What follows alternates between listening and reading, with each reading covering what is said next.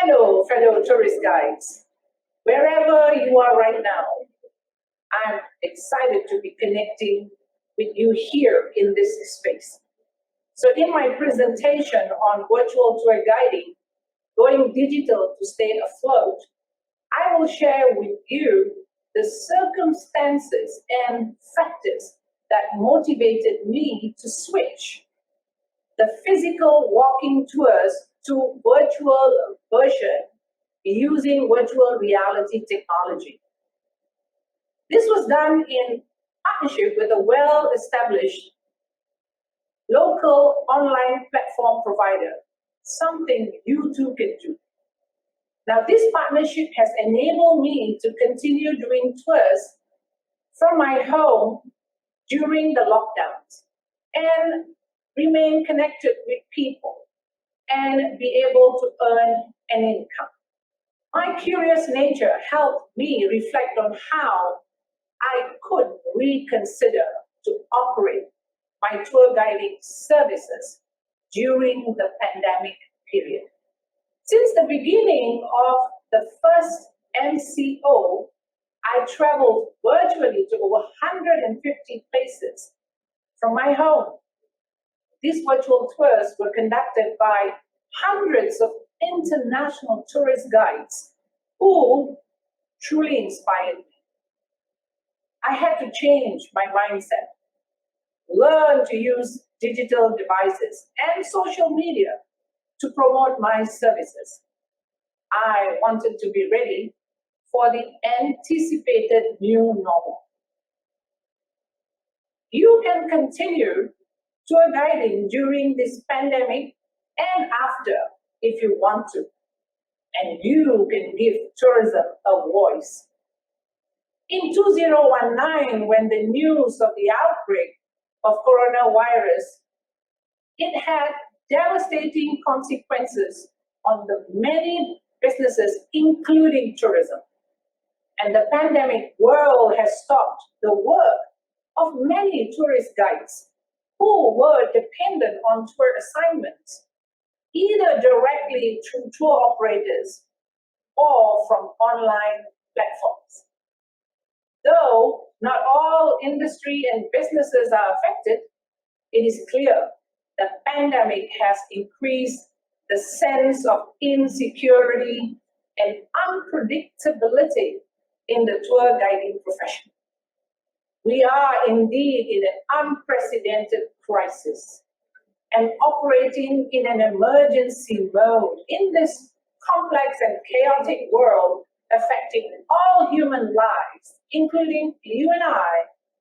We are in the same boat. We are now living in a world where there are so many uncertainties and fears. We are unclear and confused about the future of our tourism industry. To be able to face the changes in the world or in our world, we need to be strong, have a vision, and clarity on what to do next. So I'd like to end my message with this thought.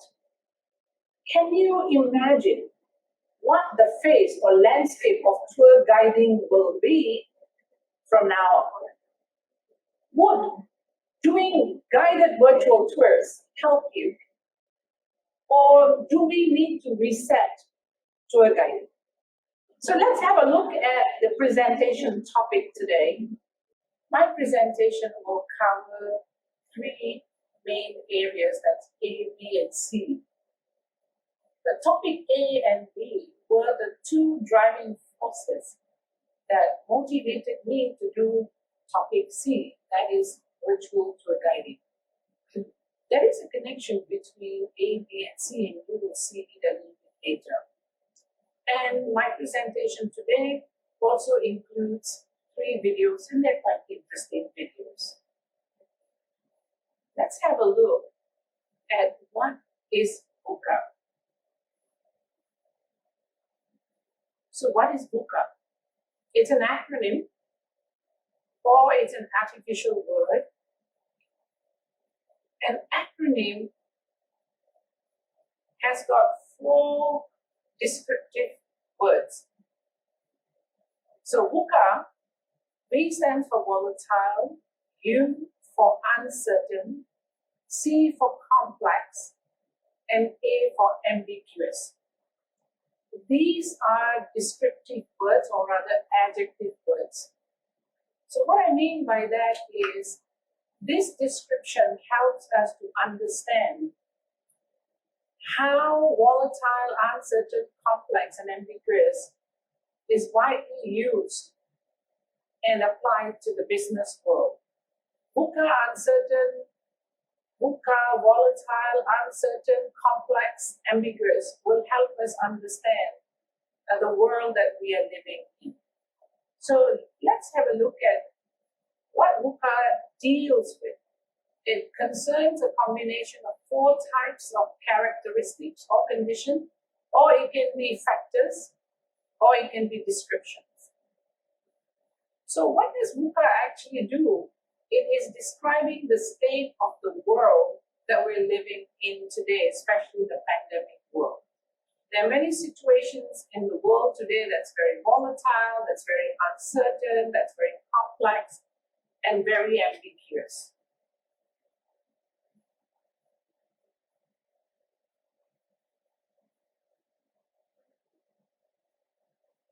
So number 3 deals with the fact that VUCA is used to describe and to reflect on the conditions. But I'd like you to know that VUCA also has negative and positive characteristics. But what we need to know is that the VUCA has got 4 distinct areas that we need to respond to. And for me, I have discovered that VUCA is really tough on tourist guides. Really, really tough on tourist guides. Why I chose this topic, VUCA, is because I believe it will help us understand and deal with the impact it has on tour guiding. Now, maybe some of you may have heard the term VUCA. Some of you may not. But let us have an understanding, a little bit of background as to what is VUCA, how did it originate, how did it all begin. So let us have a look at the background.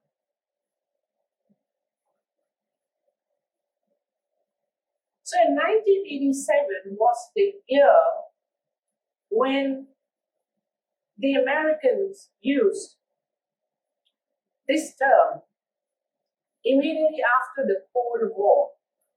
So the Cold War began in 1945 onwards. So what is the Cold War all about? It doesn't actually involve open war or direct military involvement. It simply refers to economic and political disputes between 2 powerful nations then. But it was the Americans who used this term later in the United States Army War College. They were the ones who termed the word VUCA because they wanted to understand modern war fighting. But this was triggered after the September 11th event in the year 2001.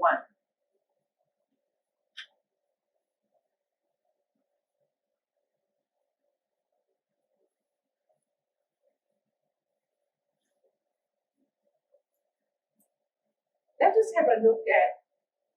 So the term VUCA represents concerns that the Americans had about the exposure of the not known or the unknown and the different international security situations. So that was how the word VUCA was coined and how they applied them to this security environment.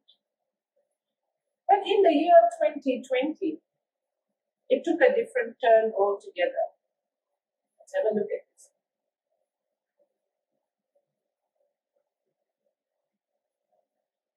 The key point in VUCA is that it is used in strategic management and leadership theories. And that's why it's now widely applied to the world of work and business. And we tourist guides fit into that world of work and business. But there are many people who predict that VUCA is going to become more common in the business world, and that there is really no doubt that we live in a VUCA world. So whether you agree or not, we are living in the world that's constantly changing, and it's becoming more unstable each day, where changes, whether it's big or small, are becoming more unpredictable. And they're getting more and more dramatic and happening faster and faster.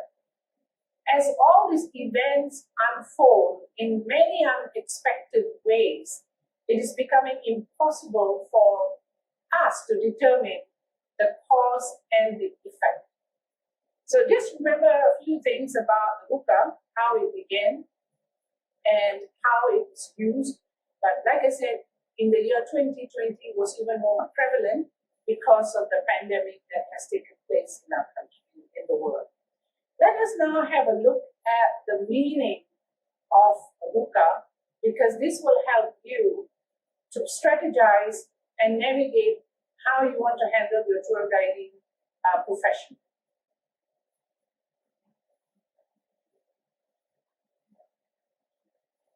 I'd like you to spend some time reading the content in the volatile. Now, I see VUCA represents a set of challenges that you and I have to face in the affected tourism industry. We are all in the same boat. So it is helpful to know what VUCA is and how we can navigate challenges. VUCA can help us know what we are up against. So again, VUCA simply describes a situation of constant, unpredictable change that now is the norm in certain industries, such as the tourism industry and other businesses as well. So to understand volatile, we need to come to grip with the word or the meaning of it. So what it simply means, volatile simply means that things are not stable and there's so much unpredictability. But there are characteristics, and the characteristic is that it refers to the speed of change in our tour guiding landscape. And the changes is so fast that there is no clear direction or pattern for us to follow. And the effect of volatile is that it will create risk and instability. But remember, VUCA often relates to people's view how the conditions under which they make decisions, or they plan forward, or manage risks, or foster change, or solve problems. Now, VUCA may not pose the same danger to every industry. For example, certain areas or businesses are more stable and they are more protected and regulated. I'll give you one example. Look at the hand glove makers. Their business is booming because the rubber gloves are needed in times of COVID, particularly in hospitals. I'll just give you an example. So if you look back at the year 2020, there is no doubt that VUCA has really set into our business world. But to be able to deal with volatile, we need to take certain action. And what are the actions that you need to mentally anticipate and react to the nature and the speed of the change? I'm sure some of you would have felt the impact of the COVID, because most of us were at loss, or for that matter, our work as tour guides literally came to a stop. But VUCA also teaches us something, that they require us to have certain skills. And the skills that we need is under such condition, we need to communicate clearly. Communicate clearly with friends, with government agencies, with business owners, and also we need to have a commitment to have a better future and orientation. So these were some of the points in Volatile that gave me food for thought as to what I should do with my tour guiding profession and career under such situation that was very unpredictable.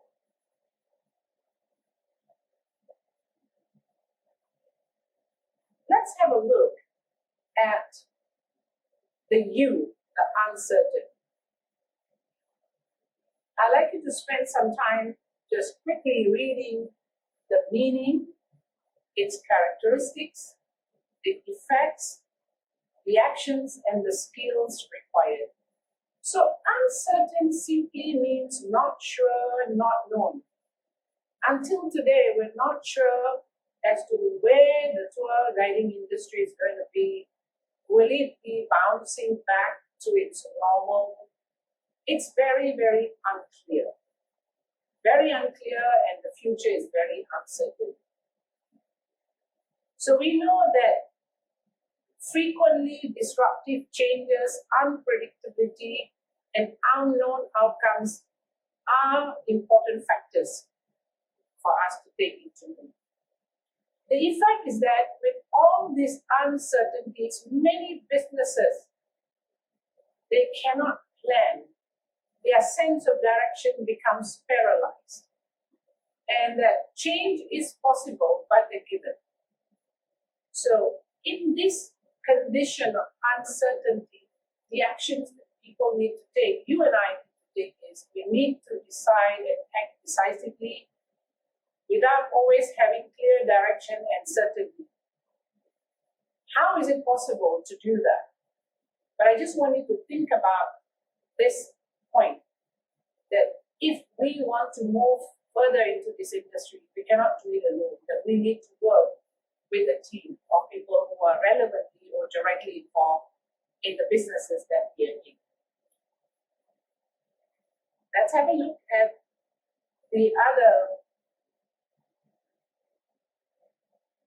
the C stands for complex. So what is complex all about? How can it affect our industry?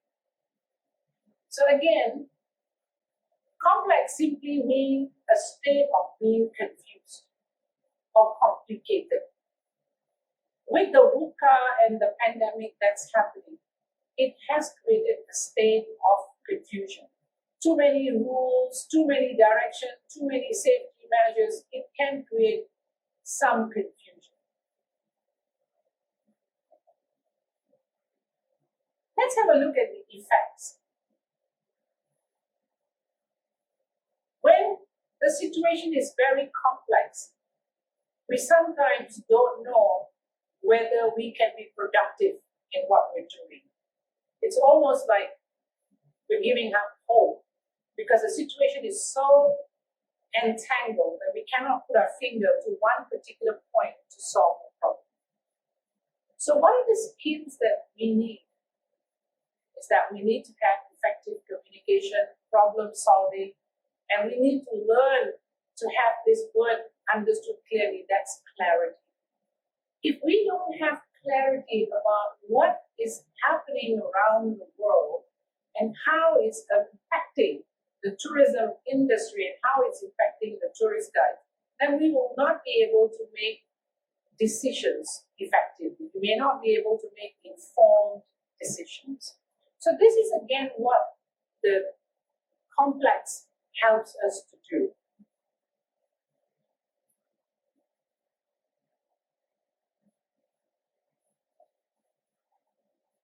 Let's have a look at the last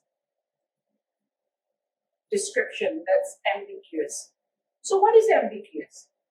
Let's have a look at the word meaning. Ambiguous simply means not having an obvious meaning of solution.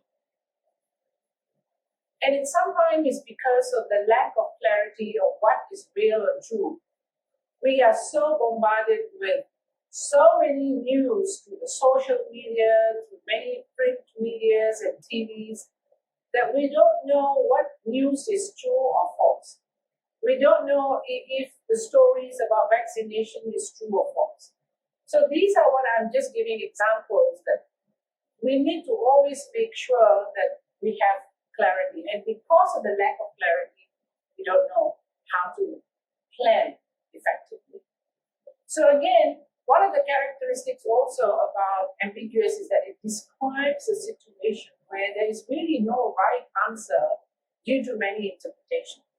Now, over the last 1 year, I have attended so many seminars, and there are seminars that talk about how and what we should do to help our tourism industry. So there have been many dialogues between the business owners, business operators, and the stakeholders with the policymakers, in this case, the ministries.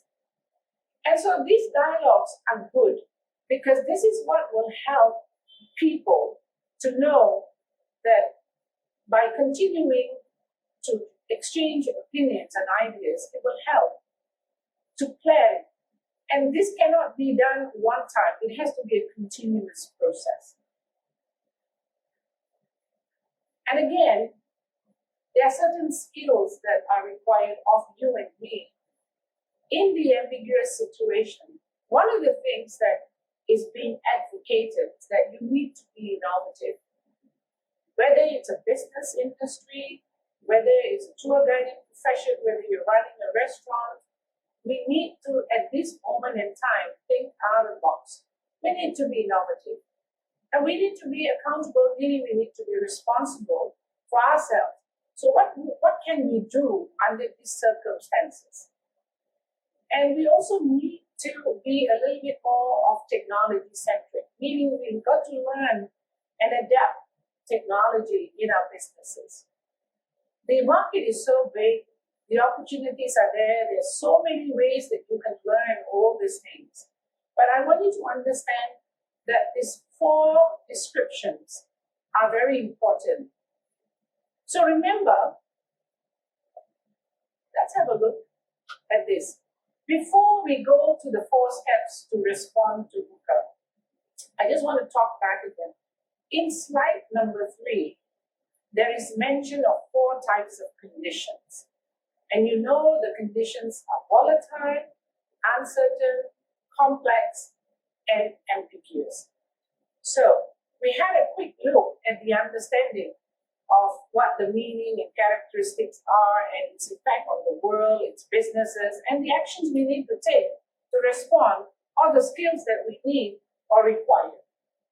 So let me just wrap this up before I go to the 4 points of how you should respond to VUCA, what we need to do to respond to VUCA. So understand this, that volatile is all about change, and that the change is violent and uncontrollable. That the change is rapid and unpredictable in nature and extent. Let me give you an example of what a volatile can mean. If a person who is volatile, chances are he or she can lose his temper or her temper suddenly and violently. It's the same. A volatile political situation could erupt, maybe into a civil war. For example, the stock market, if it's volatile, the price can fluctuate and it can go up and down. So that's just giving you an example of what the volatile is. Now, think of the word volatile as the opposite of stable. S-T-A-B-L, stable. Now, I want to just touch back a little bit about uncertain. The future is unpredictable. It's making it hard to prepare for. And if the present is unclear, the future is also uncertain. Anyway, the word uncertainty describes a lack of knowledge or a worrying lack of confidence in one's knowledge. And it is becoming more difficult to anticipate events or predict how they'll unfold. Like historical forecasts and past experiences are losing their relevance and are rarely applicable as a basis for predicting the change of things to come. It's becoming nearly impossible for me even to plan for investments, because you don't know if you're going to put your money into this particular stock or investment, whether it's going to do well. This is very hard to predict because there's so many complications. The word VUCA comes in at this moment in time. So again, it's becoming impossible to plan for investment, for development, and the growth is becoming increasingly uncertain. So we don't know where it is heading.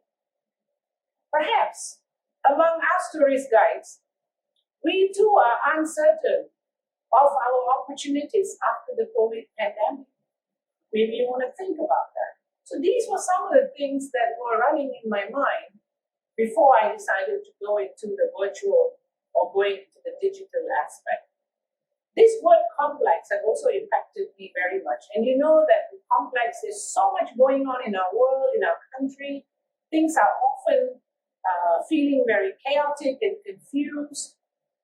And because complex deal with so many different interconnected factors that they come into play, and that it can create, again, potential chaos and confusion.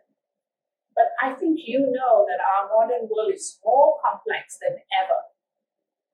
So what are the reasons for this? What are the effects of this?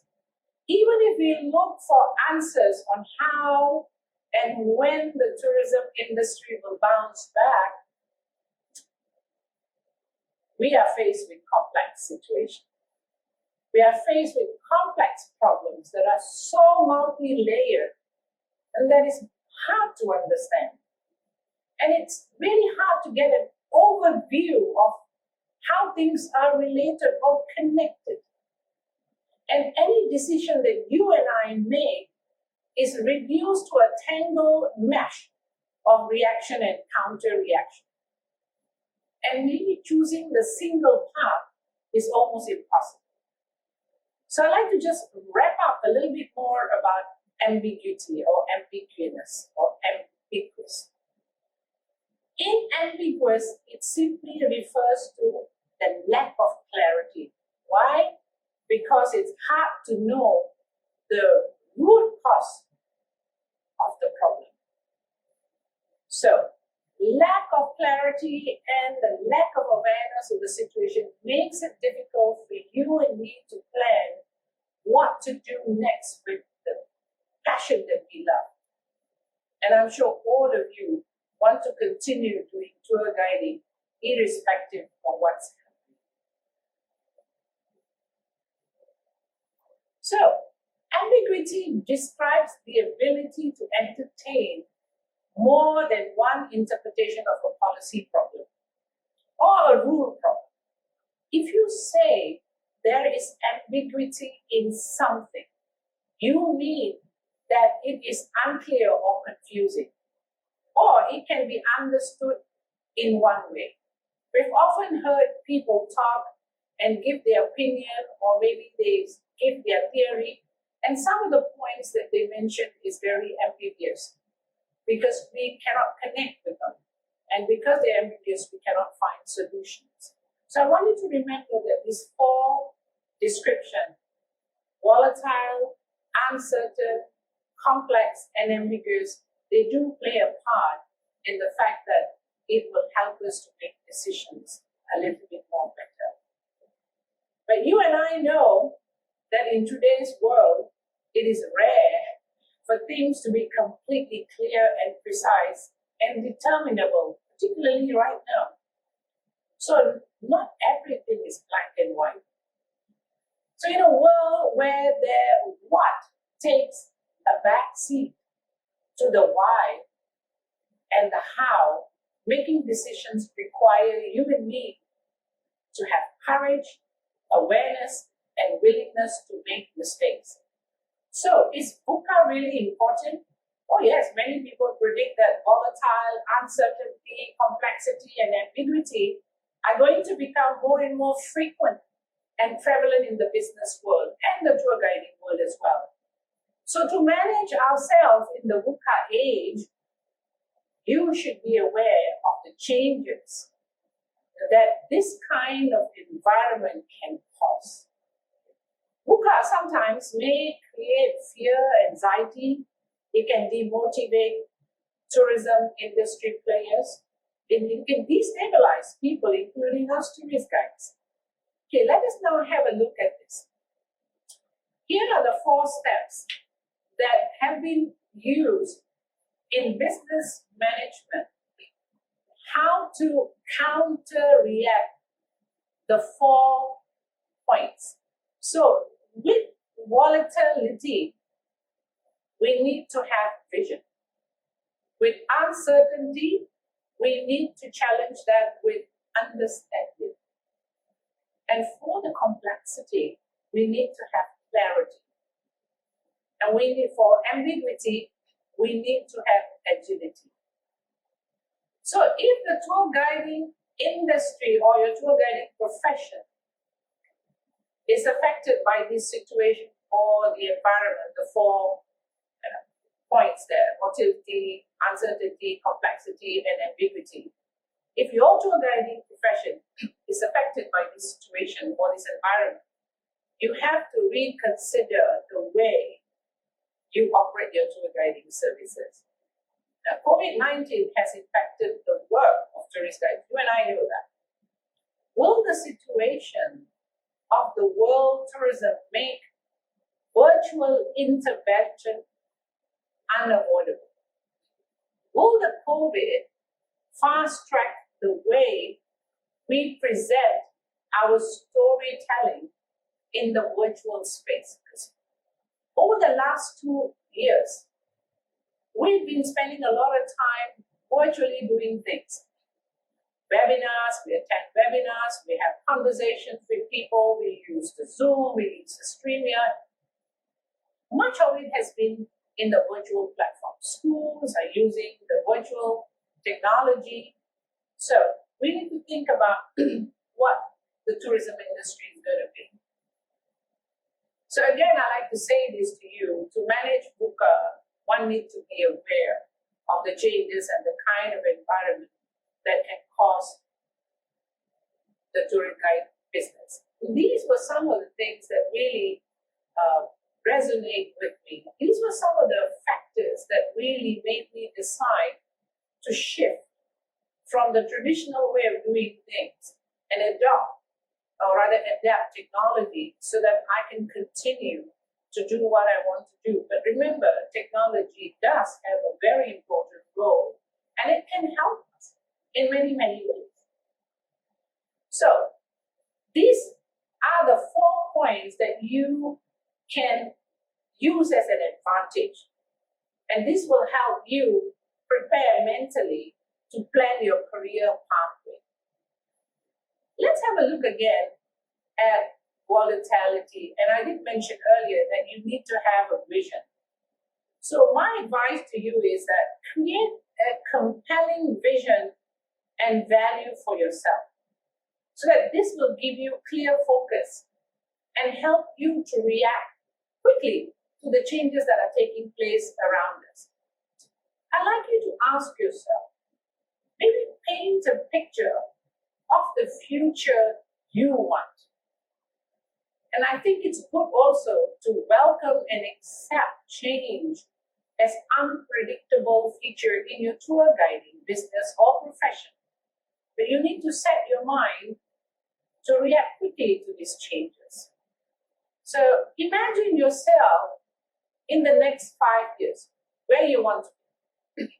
Will you be ready to adapt to the rapid technological changes in the tourism sector, one that will impact your tour guiding career?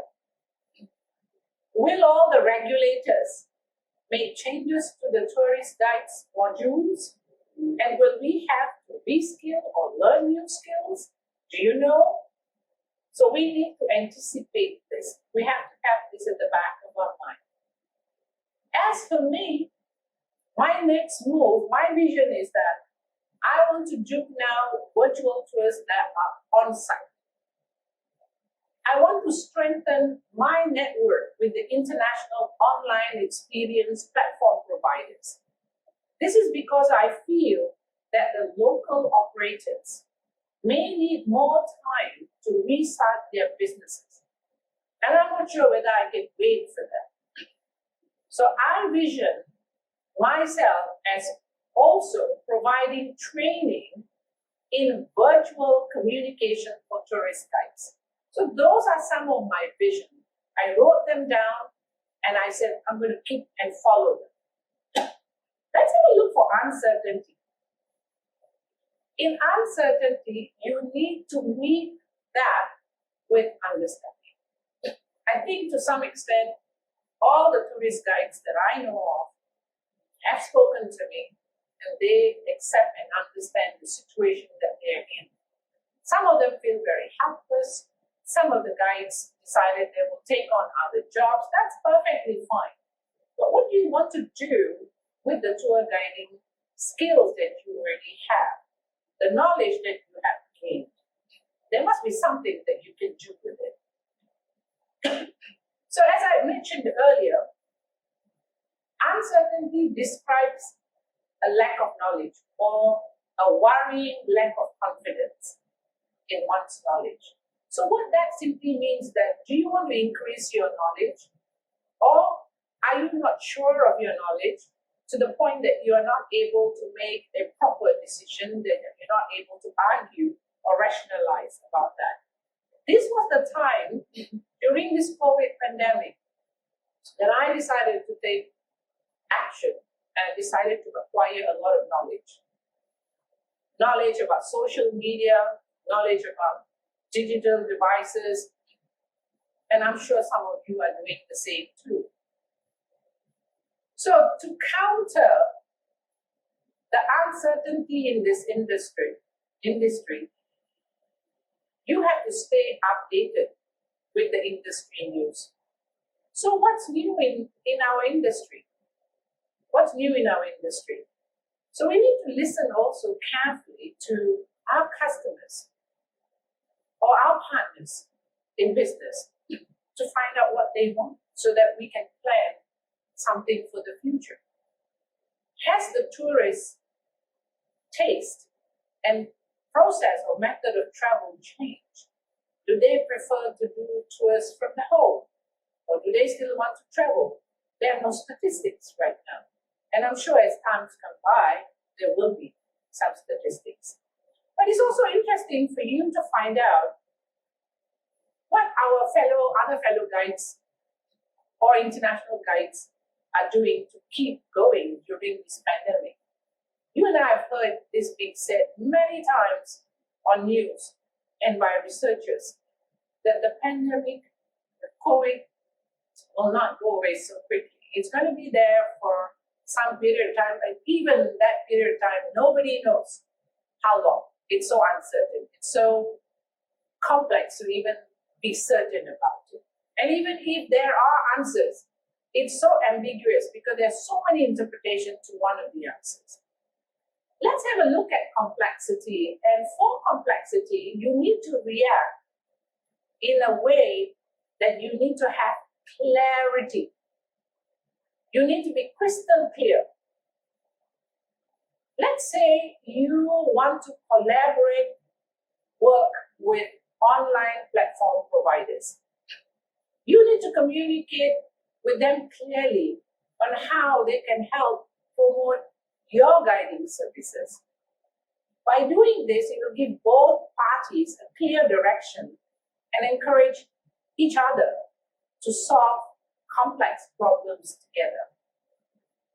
So my advice with complexity and clarity is that you need to communicate clearly with your fellow guides, the tour business owners, and the people in government, for example. Have constant dialogue so that you have better clarity as to what is really happening in the country. Maybe some of the policies that are being made may not be in favor of what we're doing. So let's have a look at ambiguity. With ambiguity, you need to overcome ambiguity with agility.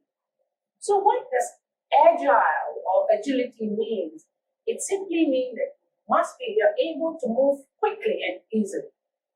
Some people are able to react quickly and decide to do tours in different ways. Maybe I reacted to it quickly.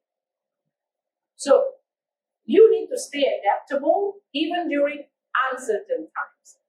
You encourage yourself to learn new skills, maybe stimulate debate with your friends, attend as many webinars on different topics as you can on personal development, attend courses related to social media or digital adaptation organized by the Ministry of Human Resource.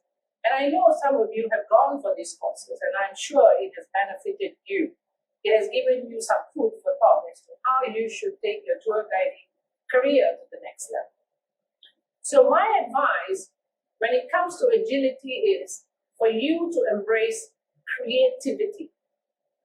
Creativity can help you. So in a VUCA world, it is important to have a strategy. Let's have a look at this particular image here. Have a look at the umbrella, which has the acronym VUCA. So again, volatility, uncertainty, complexity, ambiguity. These are actually the nouns. And you need to have, again, 4 points. You need to have vision, you need to have understanding, you need to have clarity and agility.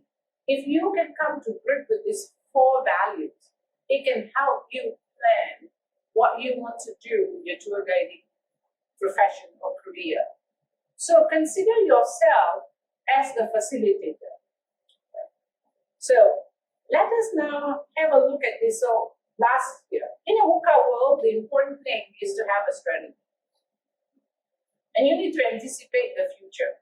You need to work on solutions. You need to have strengthen your cooperation between tourism players and the Ministry of Tourism, Arts and Culture, who are the policy makers. These are just some of my suggestions that we need to do. I think we can all do that. We can all give a voice to tourism. And because I'm passionate about the tour guiding business, I feel that I must stand up and give my voice and do what I can within the means that I have. Let us now have a look at the video. This video is a short 2 minutes video on how to manage in a VUCA world. And this is just a short recap of what I mentioned earlier, what you've heard, and what we've learned on the word VUCA. So it again mentions the characteristics and problems and actions to adopt. So enjoy that video.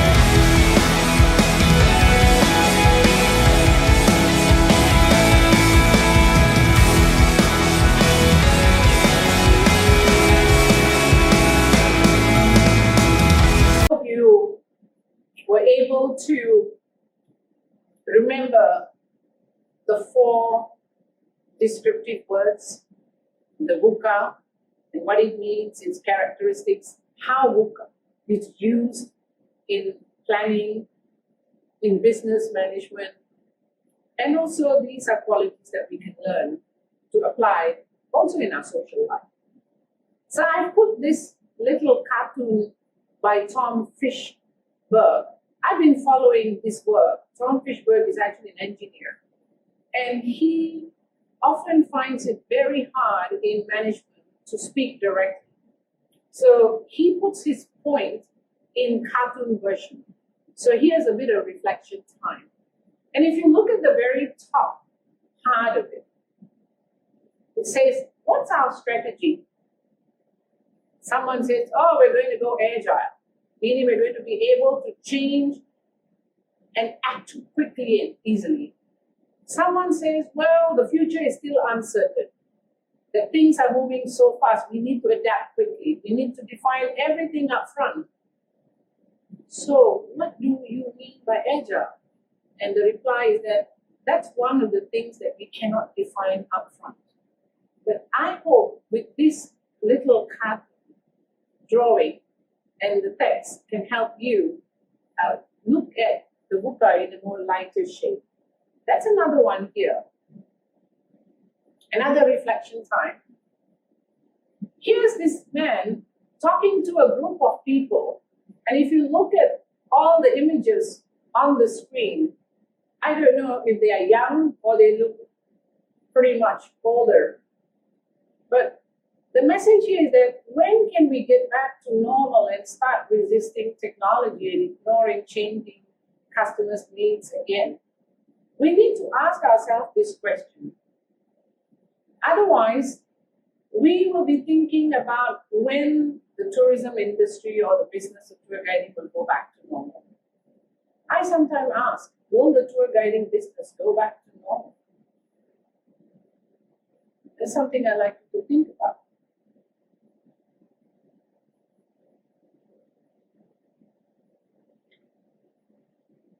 So these were some of the factors that made me think very hard about the idea that we need to reset the tour guiding business or the tour guiding industry.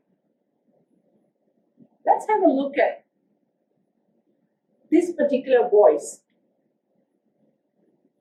That's me there. No tour since the pandemic. So I must find new ways to continue guiding. And I'm sure some of you will share the same values. Let's have a look at this one here. We must take action and respond to the VUCA environment. And this is one of the other things that I have decided to do. I must be ready to learn skills and adapt technology, which I did. And here you have the center point, the tourist guide. That's where you are. And I have put some of these points here because they are relevant and they resonate with what I plan to do, what you plan to do. So as a tourist guide, some of the things that you need to consider when resetting the tour guiding, because we cannot allow other people to reset. We have to take responsibility. We have to be accountable for the changes that we want to take so that we can have a better future. So we need to look at trends. What's happening around the world? Is virtual tour the trend? Is virtual tourism the new travel future? Are we really agile? Are we able to change and take steps immediately? Are we focused enough? Do we have the quality of being adaptable?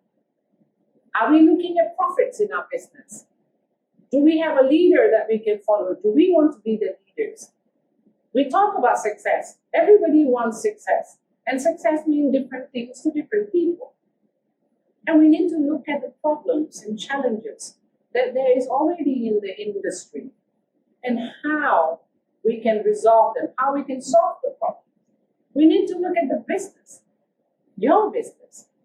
And you need to look at the choices you make and the decisions that you make and the purpose of why you want to become a tourist guide. What is your future going to be? So these are some of the points to consider when we want to reset the tour guiding industry.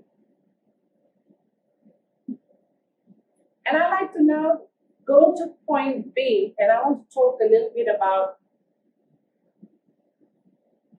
virtual tourism. This was another important area that motivated me, that made me think about why going digital is important. And I spent quite a number of years trying to understand virtual tourism. I'm just going to give you in very simple form because I want you to understand what the virtual tourism is going to do for the time to come. And I see it as a new future of travel.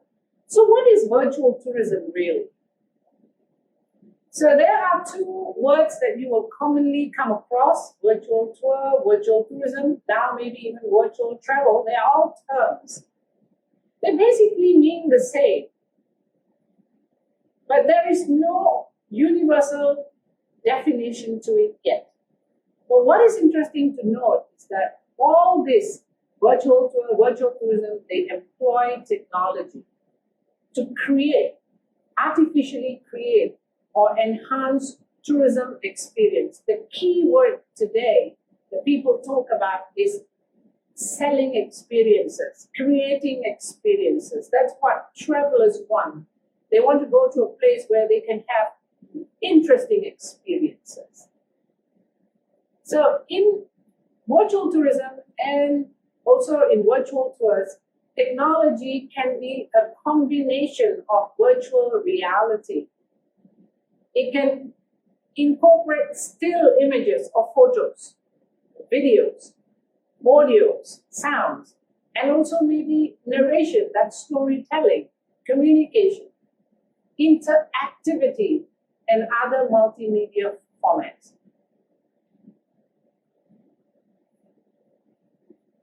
And I like to say this, that virtual tourism is really a growing industry. It's really a growing industry. And it has existed in the past 2 decades or 20 years. And it is a niche sector in the tourism space and will continue even long term. So these are some of my understandings based on my research and my work. And I want to say this to you, that virtual tourism has become more popular during this pandemic period. And I'm sure some of you already had the sense of it. And is it really going to be a new future of travel? Only time will tell us. But understand this, that the technology innovation is moving so quickly and that it will increase the virtual tourism, that many new devices are making it easy for us to connect with the world. For example, Zoom, which is a video conferencing channel, has made it so easy for people to connect with the world. It seems like the whole globe is able to connect really quickly. But I also want you to know that in the virtual tourism, the reality is that there is opportunity for tourist guides to do guided virtual tours. That's what I saw. That's why I want to share with you a little bit about the virtual tourism, because I believe it's going to be a new future of travel. Let's have a look at this. The very important thing about virtual tourism is the technology that is used. So there are some benefits of using technology, in your business. Let's have a quick look at it. So what can technology do? So far, it has allowed people to see faraway places and experience it without physically being there. What it simply means is, if I were to create a video and I do shooting of, let's say, Central Market, I can put all the images together, put them on YouTube, and allow people to see those places. And that's how technology is helpful. And the technology also can create immersive experiences of any activity, such as sightseeing or walking tours. I just want you to consider this, that technology does have a role. In fact, a lot of us have depended on technology to do our work. Maybe we want to take it a little bit step further and learn new things. So the tourism businesses, especially hotels, tourism agencies, museums, tourist guides, have adopted technology as a means to promote their services. They want to highlight a location or they want to talk about the amenities. So they use images to capture the feel of the place so that they can draw tourists. This is perhaps another way of marketing the services.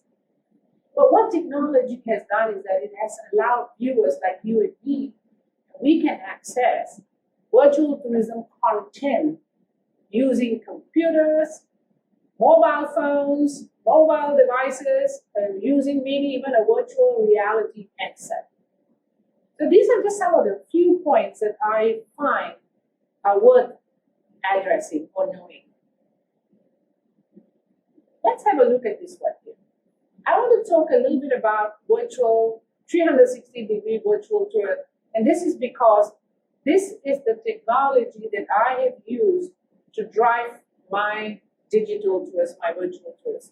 So what does virtual tour mean? It's a very simple way to explain that you take panoramic pictures using 360-degree cameras, DSLR if you like, and then you put them together, you stitch them together, that's the technical term that they use, to create a virtual experience of a location.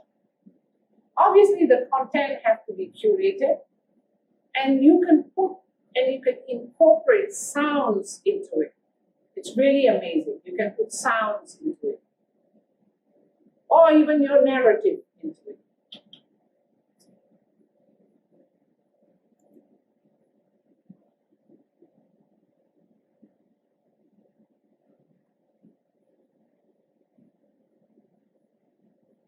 So I'm a great believer that virtual tour guiding can be the next opportunity for all of us. Until and when you actually go into it, you will not be able to see the extent of it. You will not be able to see its reality. So what are you waiting for? Let's have a look at this. So what are virtual tours? Here's just a very quick summary. What virtual tour can do, its purpose. It attempts to bring travel experiences online by offering insight into a place without being there. This is something you can do.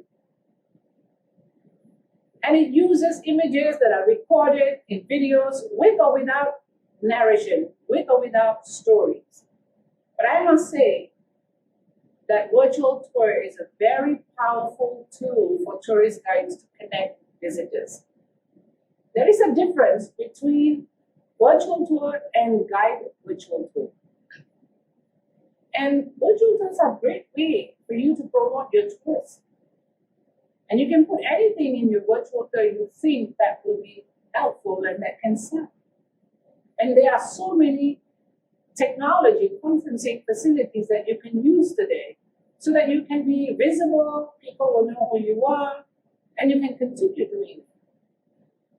And a little bit about virtual tour is that it includes sounds, effects, music, commentary, and you can describe the points of interest. So what's the value of virtual tours? What does it do for tourist guides? Personally, I find that it can help me connect with my existing clients or my friends and continue to show them my country, my town, my city. After all, you and I already have all the skill sets. We've been trained to speak. We've been trained how to develop simple programs. But the value of virtual tour is that you can travel to any place in the world from the house. As I mentioned earlier in my earlier message, that I traveled to 150 places, all the way from Machu Picchu right up to China and Japan. And I was able to connect with so many fellow tourist guides around the world. And they were busy promoting their country very actively. They were going out with their cameras and they were out with their phones and they were doing whatever they can. But the value of virtual tour also bring people around the world closer. If you think about this, people can view places first before they decide to travel to the actual location of the country. So some people are saying that as soon as the borders are open and the tourism industry picks up, which is happening right now in Europe, people are traveling and people are moving from one country to another. And they are doing it quite well. So, how do you do a guided virtual tour? Remember, there is a difference between virtual tour and a guided virtual tour. So how can you do it? You can do it via the internet. You need to have strong internet, either a computer or a tablet or a telephone. These are the basic things that we all need now.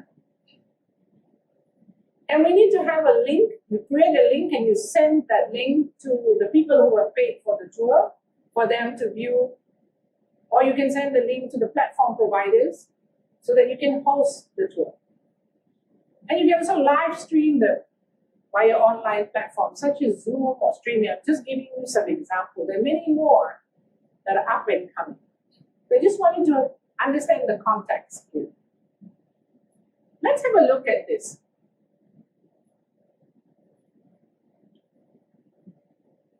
There are different types of virtual tour guiding. One is live guided virtual tour on site. That means you go to that place. If you're going to, let's say, the Petronas Twin Tower, you will go right to Petronas Twin Tower and you will then live stream it using the technology that's available.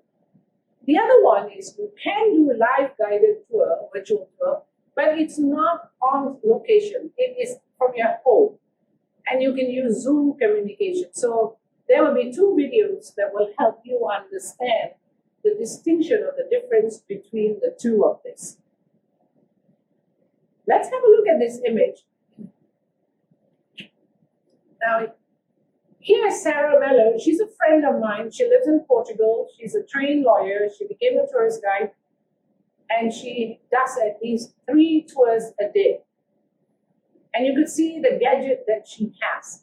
And look how the image of guides are today. And that's Mateja Gliha. She is from Slovenia. She is on the board of the Slovenian Tourist Guides Association.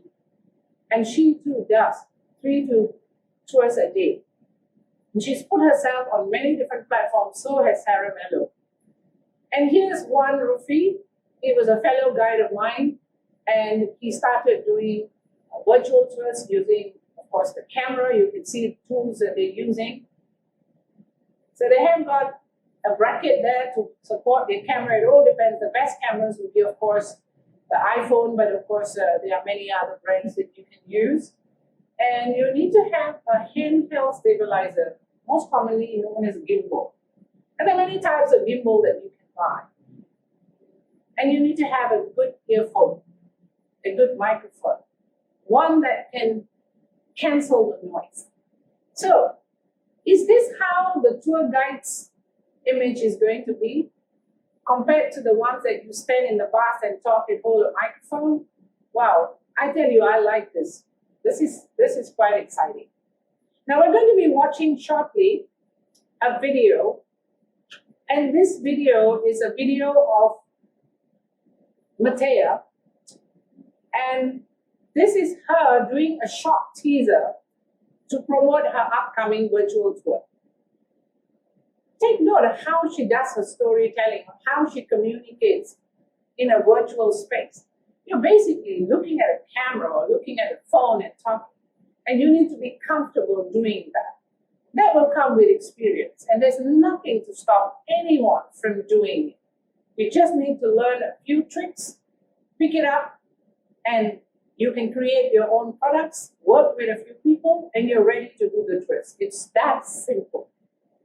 So she's basically simply using her guiding skill set, which all of us already have. So enjoy that video. Hello, dear ladies and gentlemen. It's me, Mateja from Ljubljana, Slovenia. Really happy to have a chance to greet you in my hometown. As you might have heard, I have quite a few tours prepared for you in person and also virtual tours. And today I would just like to invite you on a very interesting tour that I prepared also as a virtual tour. And this time I'm going to talk about so-called Jože Pletchnik architecture, right? And in front of you, on your left-hand side, you have a very unique building. This is our National and University Library. I don't know if you notice, but there are windows that are like open books on the second, third, fourth story level. And I'm going slightly further because this side is more sunny and maybe you're going to see some nicer details. So these windows are still quite, I would say, normal. But on the top one, just below the roof, there are quite unique ones, windows that are like open books. And this reminds us, as Jože Pletchnik said, that this is the building where books should be opened. So that means read. National and University Library, which was built at the beginning of the Second World War, 1941. And maybe you noticed that material that Jože Pletchnik used for this creation was actually very simple. And these are fire-baked bricks, right? And then also the limestone that we have here from our Slovenia. Namely, almost 1/3 of Slovenia is covered with limestone. So this is definitely something that you need to see in Ljubljana. So I invite you to join me on one of my tours, and then we can discover some more from Jože Pletchnik creation and marvelous art. Thank you and hope to see you soon on one of my tours. Bye bye. To show you this because I want you to understand how a live guided virtual tour looks like when you use your camera and you work and you tie up with online platform providers. There are just so many of them that have just sprung over last year in America, in Europe, in Switzerland, and Holland and Britain. Many people have specially created online platforms exclusively only for virtual tours. And every day they are introducing new technology to make the work of the tourist guide so much easier so that they can continue to talk. Now, this is a screenshot of a tour that was done by a Turkish guide. And this is actually one of the attractions in Istanbul. But I want you to look at the chat function that is there on the right side. So what that simply does is the chat function allows you to communicate with the people who are coming in to watch you doing the tours. You can send text messages, or rather what you can do is you read the text messages and you then just respond to them. While you're doing your commentary, you've got to look at all these messages and respond where possible. So you need to do multitasking. It all depends how you handle it. So again, when you're doing communication, this is something you already have learned. It's just that you have to remember using the device, multitask, watch where you're walking, make sure your internet is good. And one of the things I like about this platform provider is that they have put a map. They've embedded this technology, they put a map. So if you pick the map, you can actually see the name of the streets where the tour guide is conducting the tour. So when you're sitting and doing a virtual tour at home, this is some of the things that you can enjoy. It's so immersive and it's so interactive. And I find it really exciting. And if you look at the bottom of it, it says leave a tip, because these guides have agreed with the platform providers that they will also do this on a tipping basis. So either you donate €5, €10, or €15. Sometimes when I look at all they can collect easily about 200 to 300 euros in 45 minutes. Generally, most of them will do between 45 minutes to maybe 90 minutes. You think you can do that? I think it's exciting. So there's nothing to stop anyone from doing live guided virtual tour on site, real time meetings, that whatever time you're there, this is the time you broadcast or you do the live stream. Let's have a look at this. This is Martin. I've become a friend of Martin. He's a retired engineer. He's 74 years old and he does special tours of Edinburgh in Scotland. 74 years of it, he really inspired me. And there's nothing to stop you from learning how to use your phone cameras. In fact, the online platform providers are already there for you to partner with them and market your content. There's nothing to stop you from being visible to the world. Maybe someday we could organize certain courses that might help you. But there are already people in Malaysia who are doing it. So you maybe may want to partner with them and see whether you like it or not. You know, it may not be something that you will latch on, but I did. Now, if you were to look at on the right side where you see all the text, there are different colors to help you who's doing the tour know who has tipped, who hasn't tipped, who's asking a question, who's giving you a thumbs up, and you will always have support.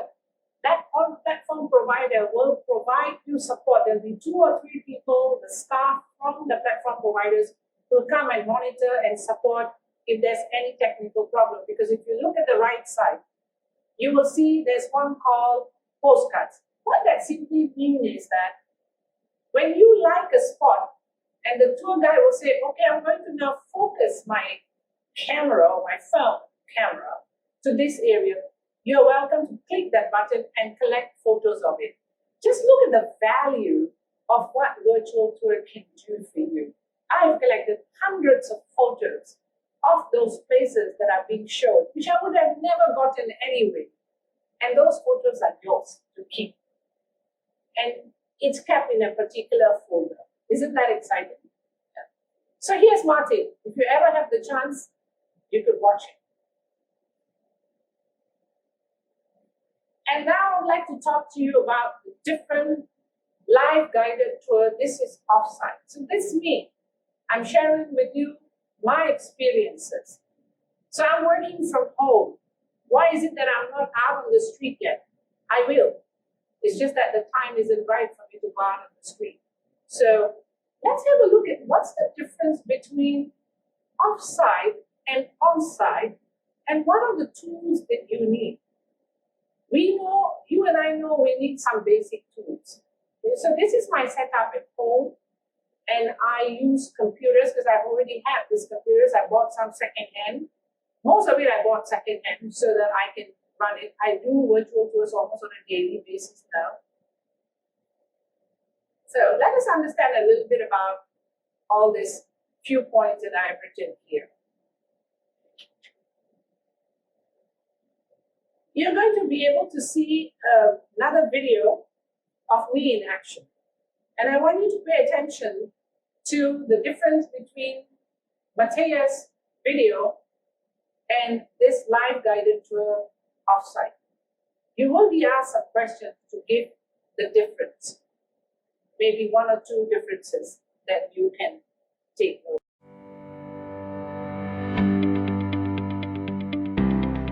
Good morning, everybody. Thank you for coming on my virtual tour.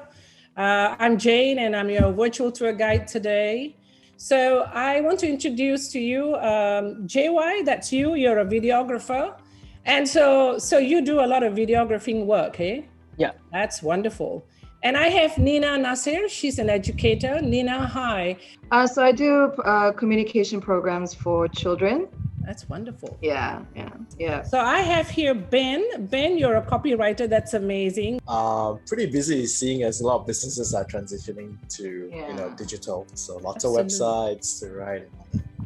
And we have Sophia. So you're a financial advisor. So I advise people on insurance, investment, retirement plans, and stuff like that. So we have Nina. Nina, you are a LinkedIn influencer. So basically what me and my partners do is that we build people to become thought leaders and influencers on LinkedIn. Well, thank you all for coming on my virtual tour today.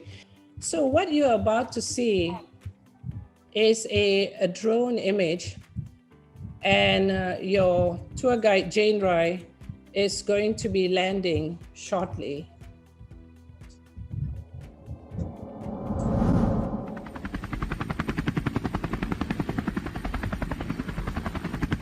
Wow. So you are actually now looking at one section of old KL, which is typically known as Chinatown. The area where you see the blue line, the green line, and the purple line, those are the streets that we feature on our walk. Whereas the blue line is actually the famous Klang River. So we start here, which is the hotel, and then we move along all the streets. So this is done to allow you to appreciate the aerial view. And you could actually see, now if I were to bring it closer, then you can see the rooftop, you can see all the other features around. So if I were to ask you, when I mention Chinatown to you, what comes to mind?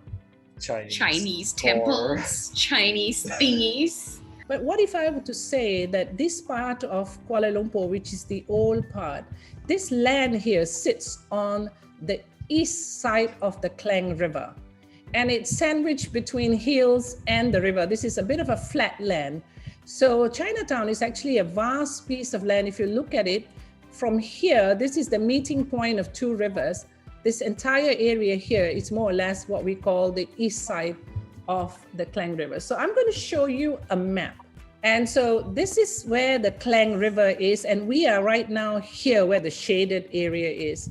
So we put a map to give you a visual impact as to what are the area that we're going to cover and some of the attractions that are in there. Can you see this map here? It says Chinatown. So we use that because people recognize that word quite comfortably.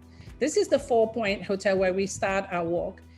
And so we generally will use these pointers here to walk. So our first tour will be to show you the street. This is Jalan Balai Police. This is what it looks like. So if I were to do a 360-degree view, this is what the street looks like. So that's the difference about using the virtual reality technology, that within one swipe, you can actually look at the street in a 360-degree offer. So this is Jalan Balai Police, a very important street, and the 4-point hotel actually sits on it. So we start our tour first, and I want to take you to the Sikh Temple. Let's have a look at the Sikh Temple.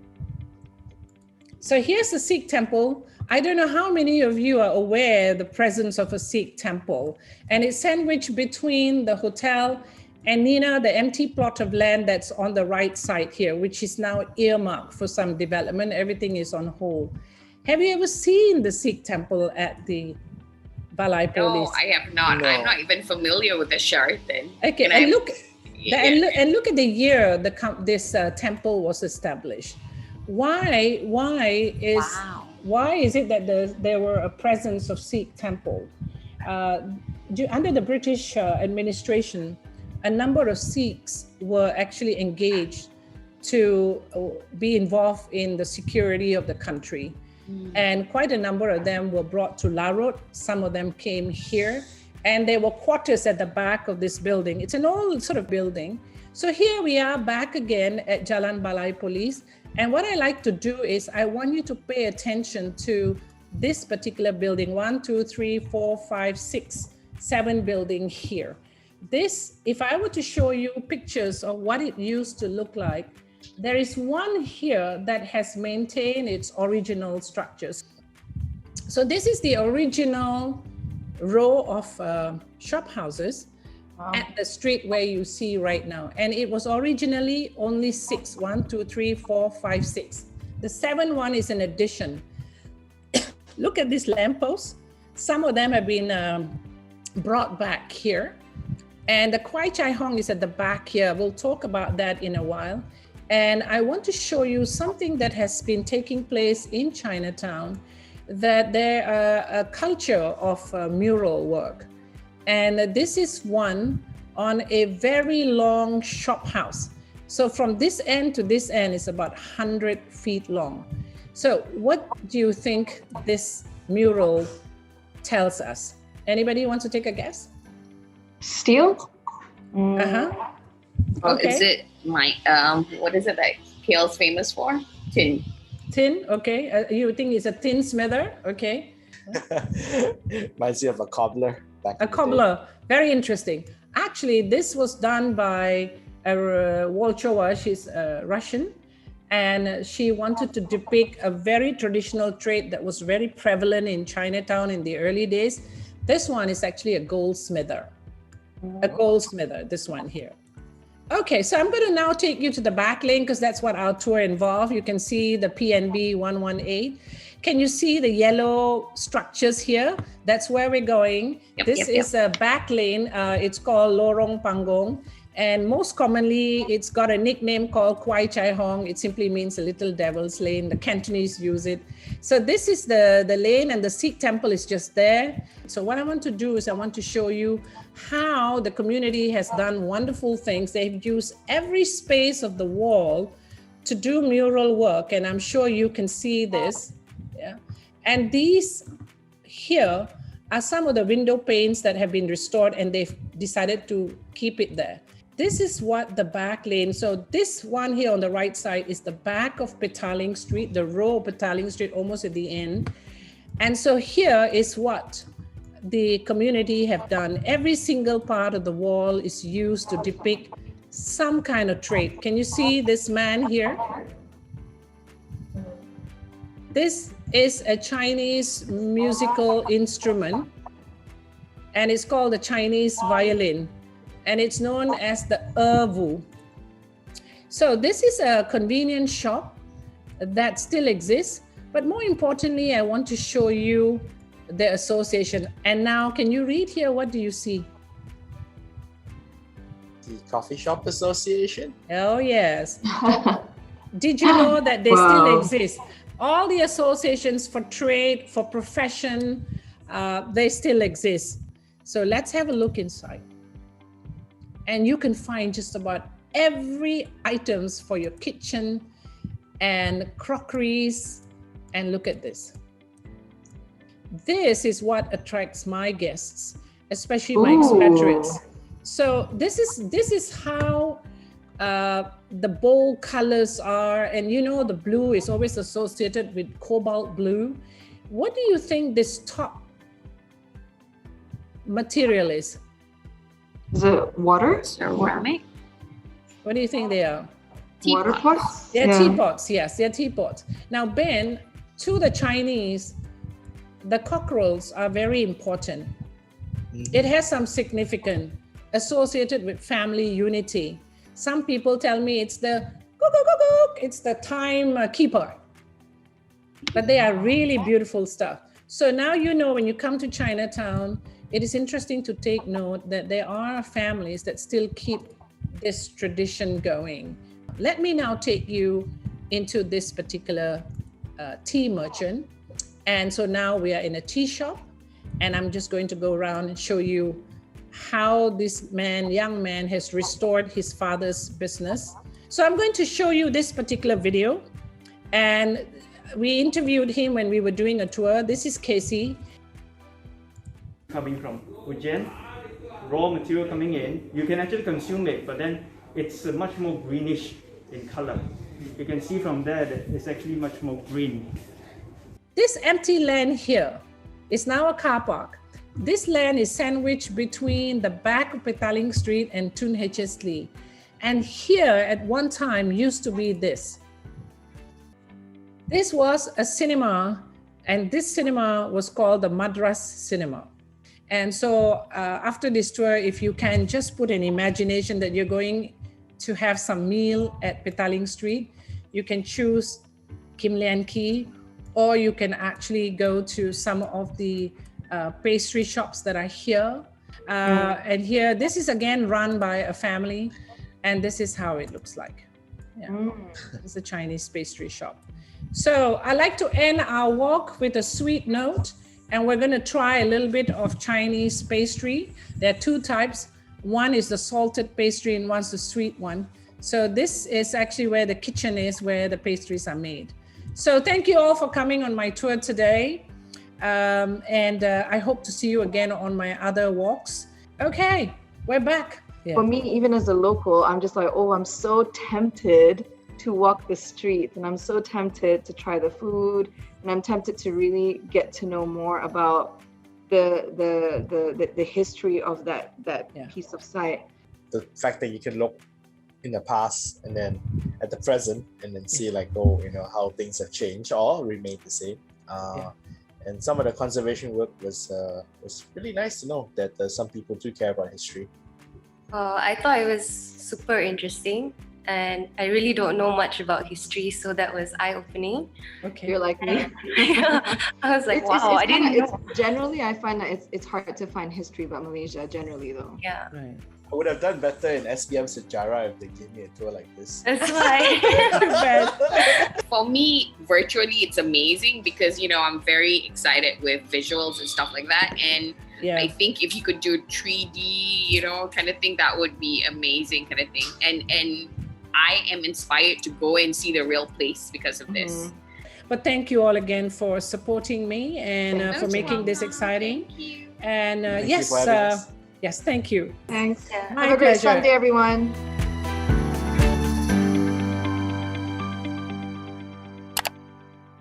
Well, I hope you enjoyed that video. So let's have a look at the opportunities for tourist guides. To be able to do virtual tours, whether you prefer to do off-site or on-site, there are certain basic tools you need to invest. It's the same. Everybody now needs a smartphone. You invested in the smartphone, whether you want to buy a more expensive one or whether you want to buy that has more features.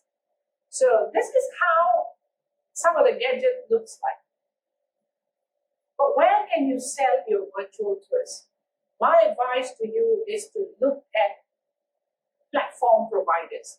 There are just so many right now, and there's so much competition going on. But some guides are on about 6 to 7 platforms. They sell the same thing. And many guides over the last couple of years have shifted from doing tours for any tour operators. They decided to rely on businesses from online providers. I give you one example. The international ones would be like Airbnb, TripAdvisor, Tours by Local or City. There's so many. I'm just mentioning some. Loka is one of the companies that or rather online platform providers whom I partnered with, because I believe that they have got the skill and the technology to take it to another level. And there's another organization, or rather a group of individuals, who have created this My Virtual Experience, which you may want to consider as well. Okay. All right. I'd like to talk about adapting new workspace, why I'm introducing this. Ever since we've gone virtual with many things, our working environment has changed, our workplace has changed. And it has changed because of 4 reasons, and we need to look at 4 reasons. The physical space, the virtual space, the social space, and the mental space. What does the physical space simply mean? It's the place where you can work anywhere. It could be your office, it can be your home, it can be in your customer space, it could even be in your car. You may maybe drive your car with your laptop or your mobile phone to an area where there is an internet service. Or you could go into any premises or any hotels or cafes, and that has become your workspace. Or you could even have a special section of your house where you can put all your gadgets so that it becomes your workspace. Now, the other important thing is the social space. This social space deals with connectivity between your friends, your customers, your family, and these are the people who can give you some support. Facebook, these are all social spaces. You can get advice from them and support from them. So these are very important values for me. And the virtual space is a big thing. Today, I'm even talking right now here virtually so that you can hear, and it's going to be recorded so that you can hear. So this is again another form of virtual tour if you would ask me. So what does virtual tour deals with? It's a place where information technology plays their role. Today we need internet, and we need fast internet. We need computers. And it's so many brands and so many types of computers that are available. We still need emails. We need videos.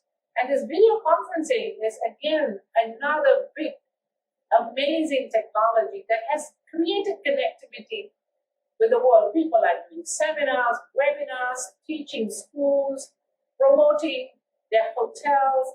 Just so, it's the possibilities are wide. It allows us, so basically the virtual space will allow you to do your job if you choose to do your tours in a virtual format. The other bit is the mental space. Because we've all been so cooped up in a house, and because of all the lockdown, which is inevitable, it has to some extent affected people. So this is the area, the mental space is where you need to collect your thoughts, to think about. You need to have all this core if you choose to go virtual. Because in future, this is how things are going to be. So my story here is this, that I need these 4 areas.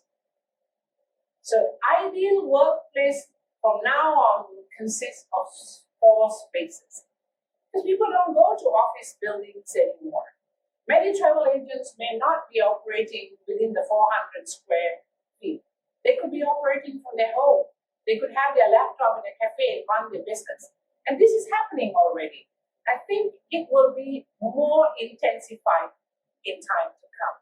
So all the 4 spaces are interrelated in order to make an ideal workspace.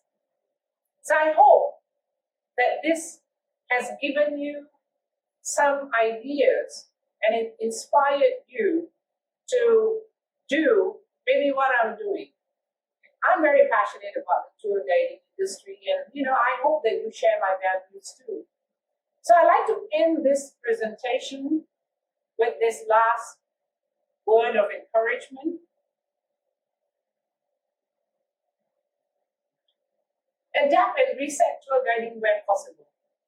There's nothing that binds you except your thoughts. Nothing controls you except your beliefs.